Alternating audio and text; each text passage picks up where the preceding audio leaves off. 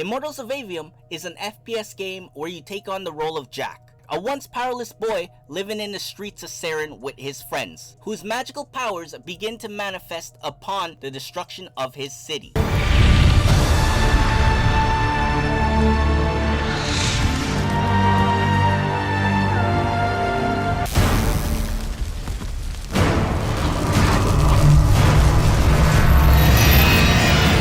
Now, with his city gone, he vows to become an elite magus to honor his friends that have died in the ruins of his city, and to save the world from the ever-ending abyss. I'll fight. I promised a friend I would.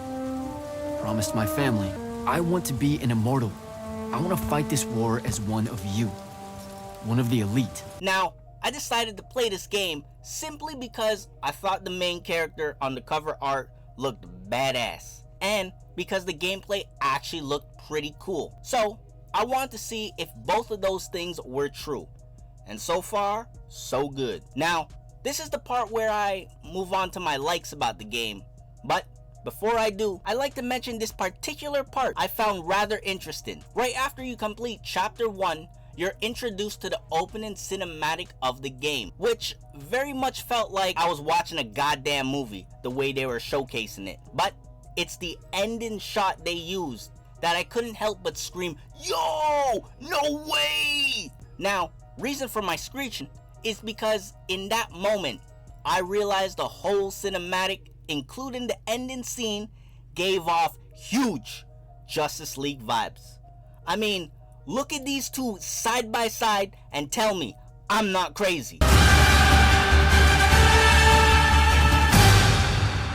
Now, onto my likes about the game. First off, I like to start by saying I'm liking the main character a lot. His personality really shines through, and I don't find him annoying or cringe, which is a huge relief, meaning I was able to enjoy the story all the way through. However, that doesn't mean I enjoyed the other characters as well. In the beginning, they were starting to grow on me, and I was liking them for a time. Well, except for Zendara.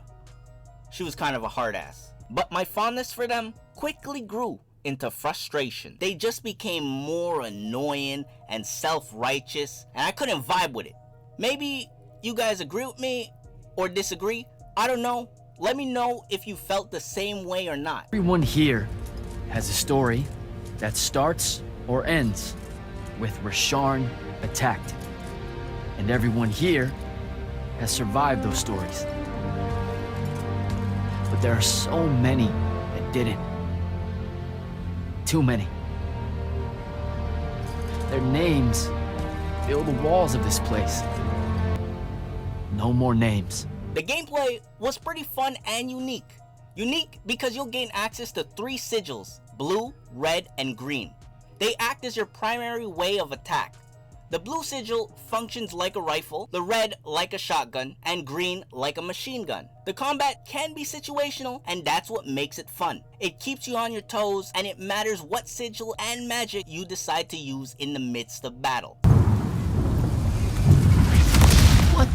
What is that? Prepare yourself, Magnus. Along with sigils and magic, my all-time favorite part of the gameplay wasn't only using both sigil and magic effectively, it was also using the shield. I wouldn't have been able to beat the game on hard mode if it wasn't thanks to that. But I can give all of the credit to beating Immortal difficulty solely because of the shield. There was another factor that played heavily into me beating the game, and that factor is that both health and mana cores are easy to come by. Literally, smashing any crates, opening any chests, or beating any enemies will give you either a health or mana core. If it wasn't thanks to those two aspects, I think the game would have been a little harder. I say only a little, because the game was relatively easy to beat. But I'll expand on that further when I get to my dislikes. It's the hand. You're sure?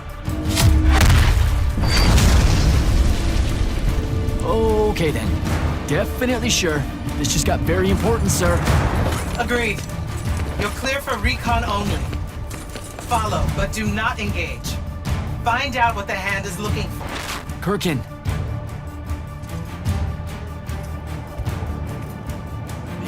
change a little. I will say there are a couple of things I wish this game had.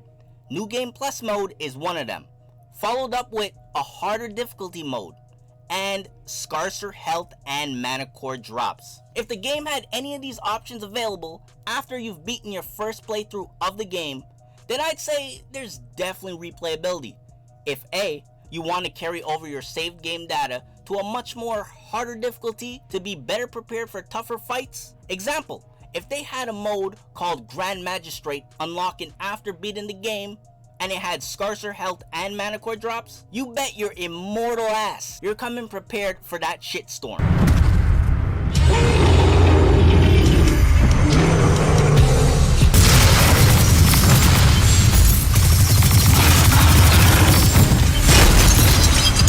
The only dislikes I have are two. All the other characters genuinely suck, and Immortal difficulty is way too easy. Allow me to elaborate on my first point.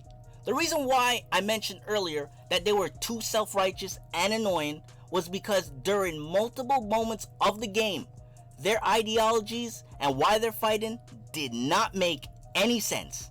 Nor did the reason why Zendara hates the main character for being an unforeseen. When you hear her reasoning for hating the main character, it's just beyond dumb. She's hating him for one misfortunate accident that happened in her life, and she hates all unforeseen because of that. I won't spoil what her reasoning is in case you decide to play the game. But trust me, Zendara's reasoning might not be the dumbest thing you hear in the game. It actually comes from a different character, and I won't spoil who it is. Easy. Some Triarch shit right there. Well done. He was a prisoner. Not anymore. He was helpless.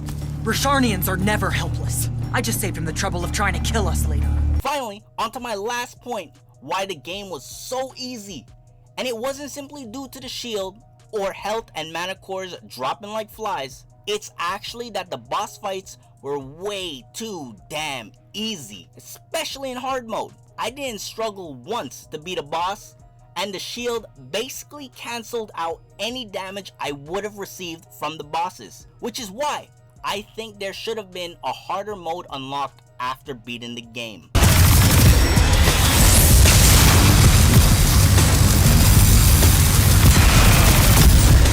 And that's my review on Immortals of Aveum. The game was definitely fun, although if you're looking for a gut-wrenching amount of pain in your gameplay to bring excitement in your life, or maybe a likable protagonist, then this game might be for you. As always, remember to leave a like, comment, and subscribe. And if you have any recommendations on what game I should review next, let me know in the comments below. I'll see you guys next time. Peace.